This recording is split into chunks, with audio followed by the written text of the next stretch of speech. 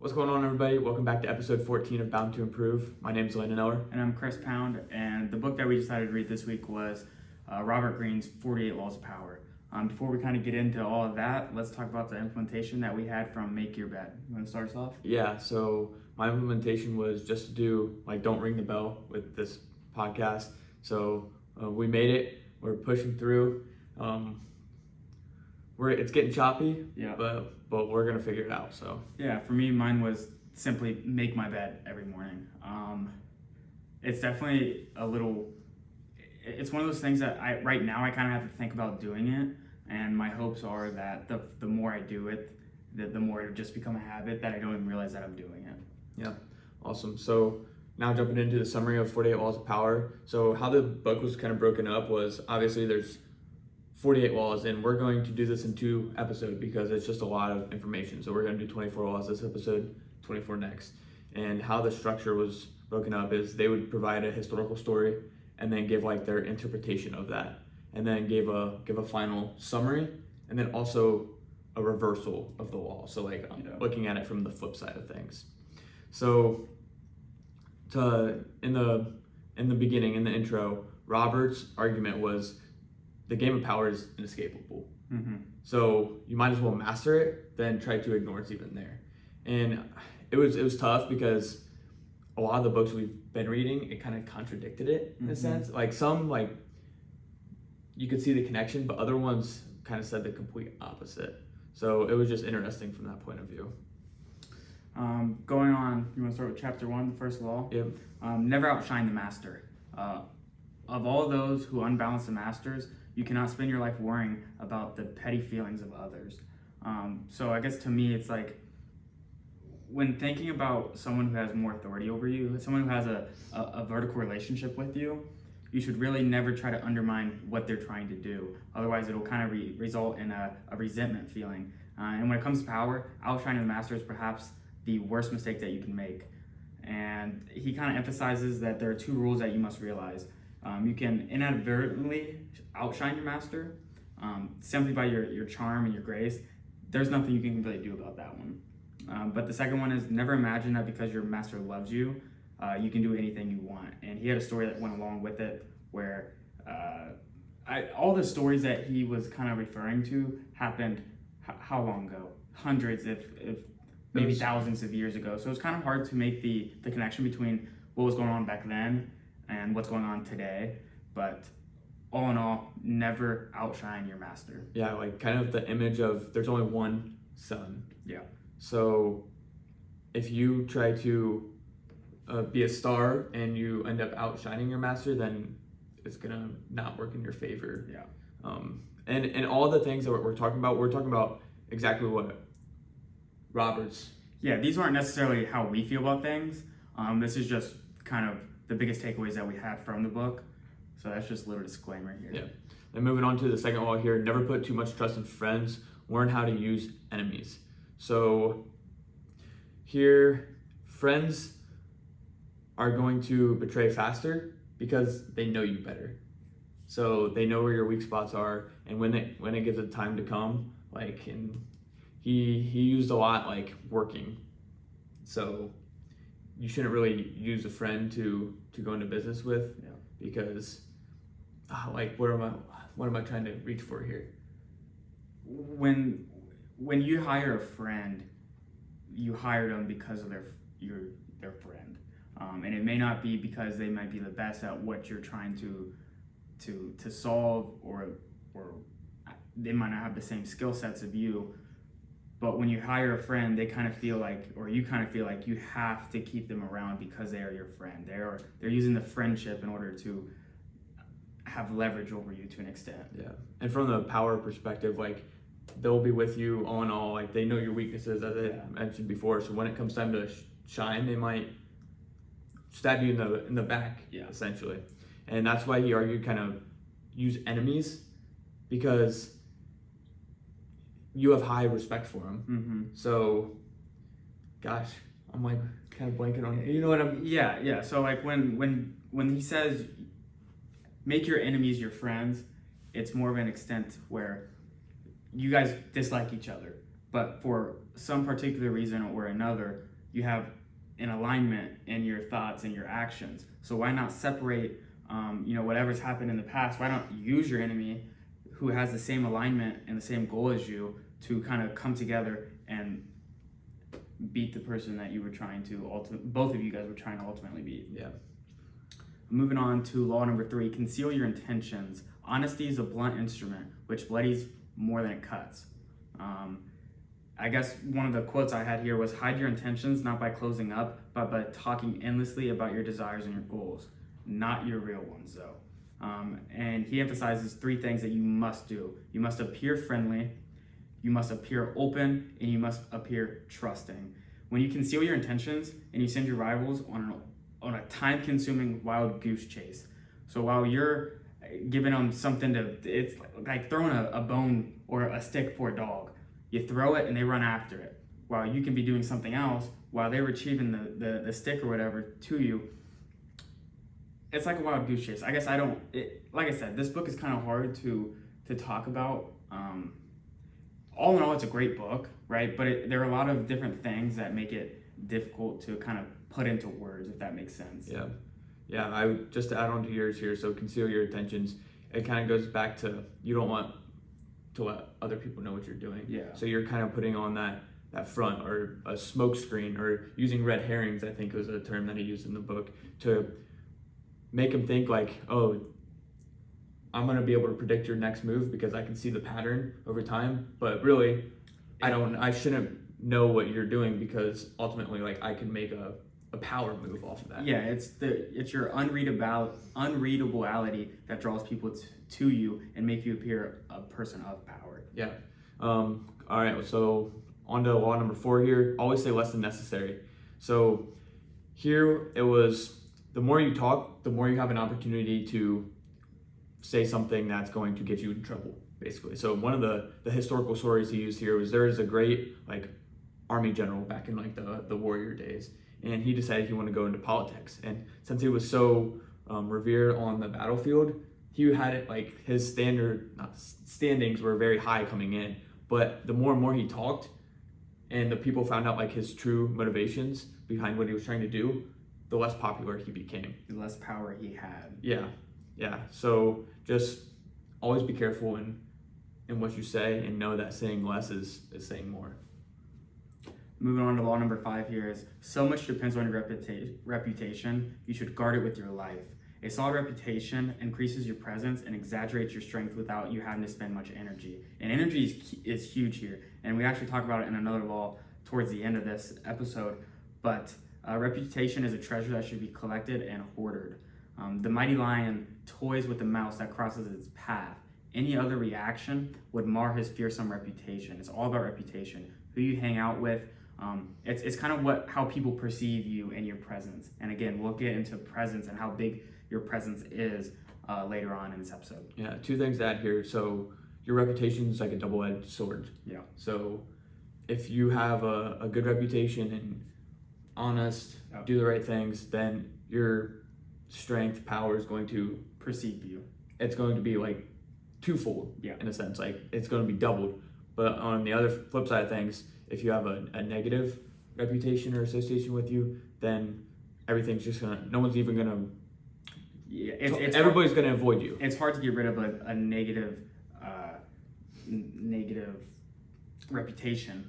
And one of the ways that he felt was the only way to get rid of a negative reputation is to start hanging around someone who has a good reputation, and kind of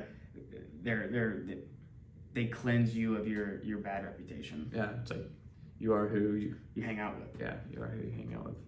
So going on here to law number 6, court attention at all costs. So we were just talking about this on the way over here. Find exciting ways to keep the spotlight on you. Mm-hmm. And the spotlight is going to dim and just as fast as it gets back on you. So you have to keep coming up with new ways to keep that attention focused on you. Yeah. So, I guess that's really all I had there. Law 7 here is, get others to do the work for you, but always take credit. If you think it's important to do all the work by yourself, you'll never get far. And I think that's a very valuable lesson to be learned, right? people who travel in packs, I guess animals that kind of have a pack, they're more successful. When like wolves, for an example, they all kind of have their own mission, their own needs and wants. But when it comes to coming together, they can kind of get more out of their situation. And I guess one of the points I had here is the world of power has a dynamic of the jungle. There are those who live by hunting and killing, and then there are the vast creatures who live off of the hunting of others. Be the others. Let the others do the work for you, but always take credit for it. And this is kind of the one I struggled with agreeing with, in a sense, because like it just sounds very lazy. Like, yeah, to an extent. Yeah, but like I see what he's saying. Yeah, it's like that's what we have to try to do here, is like find the principles and extract those. So like one of the examples he gave here was Tesla and Edison. Yeah. Tesla wanted to do everything himself, but whose name do you remember for most of the inventions? Edison, because he utilized other resources, and I think he was like, I'm not a mathematician or something like that. If I need one, I'll hire one. Yeah. So exactly what you're saying there. So going on to law number 8 here, make other people come to you, use bait if necessary. So control others by forcing them to react to you. This is one I was like not really sure on. So if you don't have anything else to add here. Yeah, the essence of power is the ability to keep the initiative and to get others to react to your moves and to keep your opponent and those around you on the defense. When people get defensive, they start to make mistakes. And so when you're always on the offense, when you know what I mean? Yeah. So when you're always on the offense, people have to react to what you're doing rather than you reacting to what they're doing. Yeah. And one of the quotes Otto von Bismarck used was, when he sets bait out for a deer, he doesn't shoot the first one that comes. He waits for the herd to come as well. So wait for those, set the trap, set the bait, and let those people come to you, so they're more vulnerable in a sense, and you can kind of take advantage of that. Moving on to law number 9, win through your actions, never through argument. In the realm of power, you must learn to judge your moves by their long-term effect on other people. One of the good quotes I was able to pull out of here is, the truth is generally seen, rarely heard. It's not about what you hear, it's about what you see. And action is judged based upon the outcome that the action has created, rather than what you say you're going to do. How many times have we said we're going to do so-and-so, but our actions don't show that? We don't actually do what we say we're going to do. And that's why the quote had so much meaning to me, is because there are too many times to count that I've been like, I want to do this, I'm going to do this. Okay, well, did I do it? No, I didn't. So did I give up on myself, or did I give up on the other people who kind of rely on me? Which alternatively, it makes me not self-conscious about the fact that I wasn't able to actually do the things that I said I wanted to do, or the things that I said I was going to do. It was more of I feel bad that I kind of let people down to an extent. Yeah, and I'm gonna put a little spin on this too. So this goes back to, your words will get you in trouble. Mm-hmm. So one of the stories that was used is Michelangelo was in charge of doing something with this marble slab, and one of the people that he was working for came in and viewed it, and he's like, the nose looks off. Mm-hmm. So instead, Michelangelo knew if he tried to explain to him, like, if I change the nose, it's going to destroy the masterpiece that I did. So instead of trying to argue with him, he went to the top, took some of the dust that he was chiseling off, and made some sounds and made it look like he was taking stuff away, and then changed his perspective. So he let his actions do the talking for him. And this ultimately, and then the guy was like, yeah, that looks way better. And he didn't even change it. So all he did was change his perspective through his actions. Actions speak louder than words. Yep. So law number 10 here is infection. Avoid the unhappy and the unlucky. So going back to, you are who you hang around with. Negative, I'm going to say people in a sense, or people who display negative emotions affects you to a great degree, because we are social creatures and we take in the environment around us. Yeah, society as what it is. Yeah, so the more you hang around people who are sullen and I guess not doing the best of things, the more you're going to inherit those qualities. The more likely you're going to be one of them. Yeah, So flip the script a little bit and go find people who are smarter than you, who are more intelligent than you, like-minded as you. Yeah, and hang around them and try to inherit those qualities. Yeah, moving on to law number 11, learn to keep people dependent on you. Do not be one of the many people who mistakenly believe that the ultimate form of power is independence. Power involves a relationship between people. You are always going to need others. For a little quote here I had was, "It is better to be feared than loved." I don't know what else to say about law here 11, but it makes sense. You're always going to need people, and if you're kind of closed-minded and kind of independent upon yourself, people aren't going to want to come to you and help you because you're not going to go help them for multiple different reasons. Yeah, this one was kind of fuzzy for me as well. So keep people dependent on you. That's like in your job, you are doing a whole bunch of different things, and you're the only one that knows how to do them. So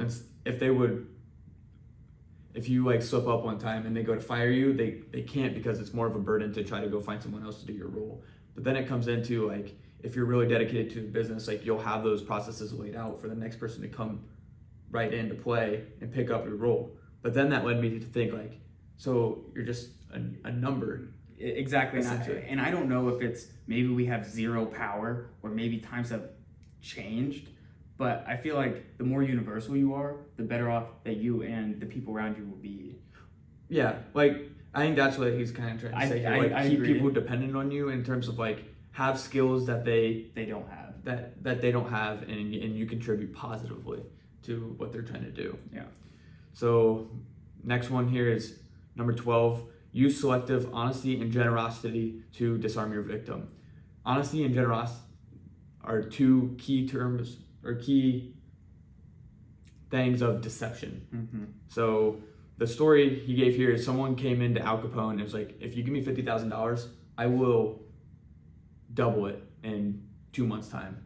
So he took that $50,000 and just put it in a lockbox in the bank. 2 months later, he got the lockbox and was like, Mr. Capone, I'm sorry, I didn't double your money. Mm-hmm. But here's exactly to the penny your $50,000 back. And Capone was shocked because he was so used to dealing with people who were dishonest. Yeah. So at the end of it, before he walked out, Capone gave him that $5,000, and that con artist that's what he was after that entire time. It was that $5,000. Yeah. So if you know how to use honesty and generosity, it can be a great tool for creating deception. Law number 13, when asking for help, appeal to people's self-interest, never to their mercy or gratitude. Self-interest is the lever that will move people. A key step in this process is to understand someone's psychology, right? The more you understand about your enemy, the more you understand about yourself. Yeah, kind of like you have to play to what's in it for them. Yeah. And this goes back to like, or give before you take. Yeah. Essentially, find a way that you can create value for someone else before getting kind of what you want out of the relationship or transaction, etc. 14 is pose as a friend, work as a spy. So here is all about kind of, I don't want to say like looking at your enemies, but it could be like the people you're going to do business with. You have to understand their psychology. Yeah. Know the ins and outs of their person from top to bottom, know what their processes are like, know what their interests are, and use this information to either get you more business, get you higher status, like all things that revolve around power. And the most common way is to do this through other people. But you have to be wary of that because they can just as easily turn on you. Yeah. So always be gathering information for yourself and kind of work as that spy. And 2 points to add to that. This is often the best way to solve problems before they arise. And they also give you the ability to predict future actions.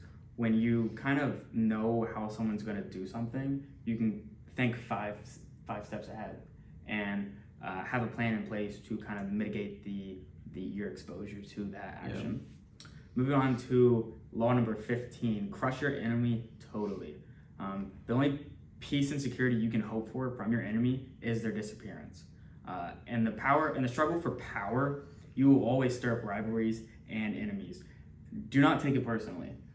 Whenever you're going against someone else, right? It's gonna create some sort of resentment. It doesn't matter. At the end of the day, I think you kind of have to do what's gonna be best for you and people around you, and other people's opinions on you shouldn't matter very much at all, if any. Yeah, and here is that I saw a couple times throughout the book where I feel like it contradicted another point.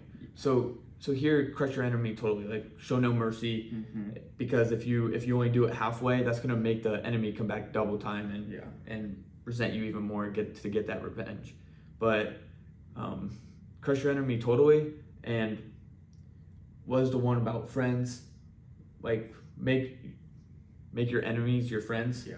So how are you going to crush them, but at the same time make them your friends? You kind of see that how they're two different sides of the script. So like I think it probably depends on the situation. Yeah, and that's another good point here too. Like a lot of this times in the book, you already have your deck of cards. It's all about how you play them. So you have to analyze the situation, know which card to use, and it's tough because if you don't have experience, how are you going to know which card to play at that right time? That's a good way to put it. Yeah. So is that anything else there? I think that's good. On wall 16 here, use absence to increase respect and honor. So I kind of saw this twofold ways in the book. One was through like love, and the other was through like businessy, essentially. So on the business one, so there's a village or a group of villages who constantly were in arguments.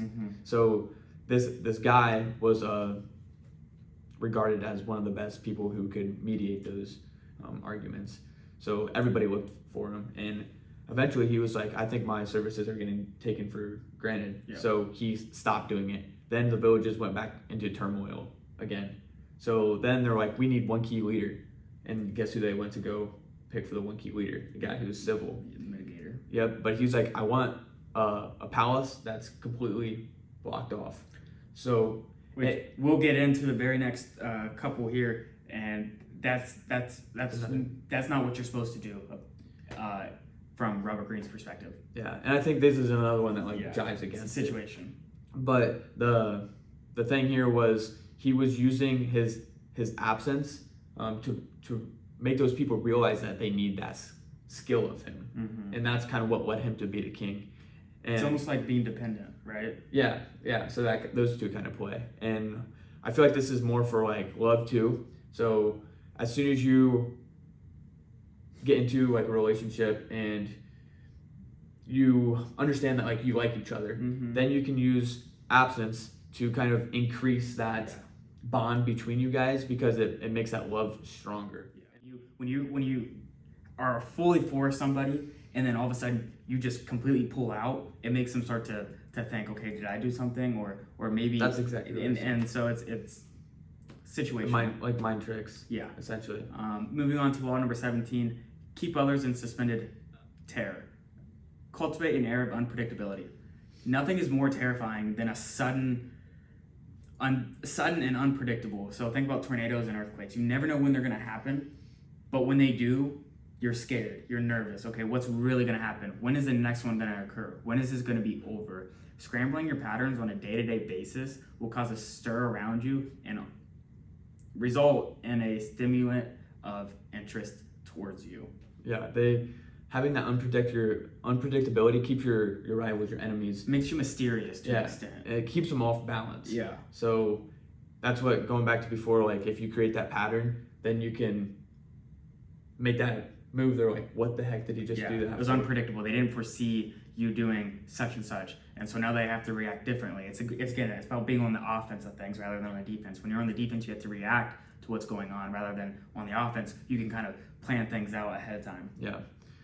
Next one here is do not build fortresses to protect yourself. Isolation is dangerous. So you can kind of see that the absence one where he kind of isolated himself in that palace, and then this one, how they kind of jive. But I think that absence one, you come and then you go, and you kind of do that back and forth. So it's not complete isolation. Here it's like saying complete isolation is not good for you at all, because one, you don't know what's going on around you at all. So, and the people will rise up and begin doing things that you have no awareness of, and this can be detrimental to your business, your home, your kingdom.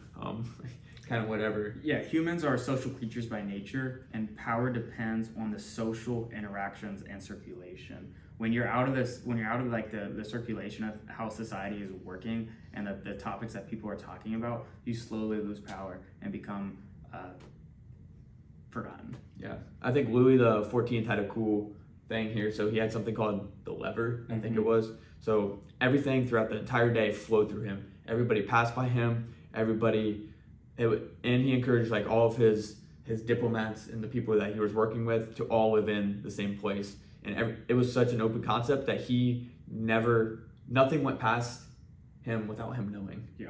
So and then you can play off of that. If you know what's going on, you're able to react, calm the air, make those next move and plan your next moves ahead. It's almost like when you're in a fortress, you're kind of alternatively on the defensive side of things. And this whole book is about going on the offense, getting control, taking power, in Robert Greene's point of view. So it's very interesting to see how kind of things, they either rub together wrongly or they kind of mesh together perfectly. Yeah. Moving on to law number 19. Know who you're dealing with. Do not offend the wrong person. The ability to measure people and to know who you're dealing with is the most important skill in gathering and conserving power. Without it, you're blind. And judging and measuring your opponent, never rely on your instincts, right? I guess, what are your thoughts on the whole instinct thing? I feel like you're always supposed to kind of use your instinct, and this is where it goes completely against what we've kind of thought ahead of time, I guess. I think, because I remember typing this in my notes, but it said there's a particular thing before that said, and then don't rely on your instincts. I think it was when judging people or something like that, along those lines. So I think it was just when you first meet a person, in terms of first impressions matter. Yeah. And they last. Yeah. So don't underestimate them. Don't be like, oh, he's a nice person as your first natural instinct. Be your complete view of that person because you really don't know. Yeah. And to add on to that, never trust appearances, right? We may seem just cool guys, but you never know. What's our alternative motive, Yeah. We are cool guys, but aside of things, yeah. So on to law 20, do not commit to anyone. So the story here was like, to keep power, you have to kind of be not intertwined with anybody. Yeah. So there's a queen of England at one time who was not married. So all of the different countries were trying to send someone over to get married because then your kind of countries are intertwined. And she was like, I know if I do that, I'm going to lose all my power, and the man's gonna take over. So I'm going to use my leverage as a single queen to strengthen my alliances and not get married. Yeah, and to add on to that, you only have so much energy and so much time. Every moment wasted on other people's affairs subtract from your strengths. Yeah. Moving on to law 21. This was one of the laws that I didn't quite truly understand. The law is play a sucker to catch a sucker. Seem dumber than your mark. Given how important the idea of intelligence is to most people's vanity, it is critical to never inadvertently insult someone's brain power. I just feel like that's almost common sense to an extent. Yeah, and it's all about kind of gaining power. So you're coming in and you might not seem the most intelligent because you're pumping up the master or the person above you's intelligence. So they might overlook what you're trying to do or your kind of ulterior motives in a sense. Good there. Law 22, use the surrender tactic, transform weakness into power. So he argued that instead of fighting and losing when you know you're gonna lose, just surrender. Then you can go to the enemy's territory. You can begin understanding what they do, how they do it, and start plotting your next comeback. 5 moves. Yeah, your next 5 moves. Yeah. To add on to that, if you run away or fight back in the long run, you cannot win. If you surrender, you will almost always emerge victorious. This is one of those concepts that I have no idea how to implement something like this into everyday life. I feel like it's like ringing the bell, right?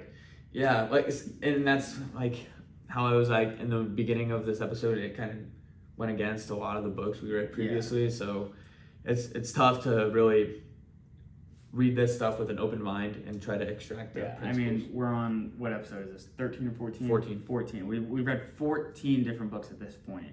And, some of them really go in together, like Marcus Aurelius' Meditations. Everything, so far from the books that I've loved the most, everything is kind of weaved together with Marcus's point of view on things. And so it's kind of hard to separate all the different people's personal opinions and ideas, I guess. Yeah, it's like you have your cards, he has his cards. You have to know how to play them at the right time, which is kind of why we're doing this, because the more cards you have in your hand, the better off you're going to be. The better off you're going to be. Moving on to law number 23, concentrate your forces. Concentrate on a single goal, a single task, and beat it into submission. Is one of the greatest quotes that and it makes perfect sense. It is enough to strike oil once. Your wealth and power are assured for a lifetime. All you have to do is succeed one time, right? And you can kind of ride the wave out. But if you're trying to do multiple different things, you're never going to be super efficient and super good at one thing if you're kind of spending your time doing multiple different things at one time. And this one was tough too, because I know we've mentioned in previous episodes, like, be a jack of all trades. Yeah. Like it's useful essentially to open your toolbox and be able to go do that over there at the same time help the other guy. It depends on the situation, I think. Yeah. And I think a lot of these are situational. And I think once you got your focus or that single goal, then you go give 110%, and then you concentrate all your energy on that. But like, if you're not really sure, I don't think it's bad to sharpen a bunch of tools in your toolbox at the same time. The last one here, play the perfect courtier. Yeah, I would say that's how you say it. Yeah. Should have looked that up beforehand. So we're natural, we're just flowing with it. Flowing. So here's like, master your social skills and emotional intelligence to rise in the power dynamics. It's all kind of like, before you are the king, you have to go work for someone who is the king. Understand how the social interactions take place, and kind of learn from them in a sense. This one was tough. I honestly, I did not have a good grasp of what was trying to be said from this law, and so it's kind of hard to put these things into implementation if you don't fully comprehend what's going on or what's trying to be perceived, I guess. I think the biggest point here was just that the social skills and emotional intelligence stuff. One thing that was said was, put down your studies from time to time and go sharpen your social skills. Yeah, and that should be your implementation. This week we're not going to do an implementation. We're going to wait till we get to the end of the book and kind of have a collective idea of everything that was said. So I guess look forward to that next week. Yeah. Along with quotes.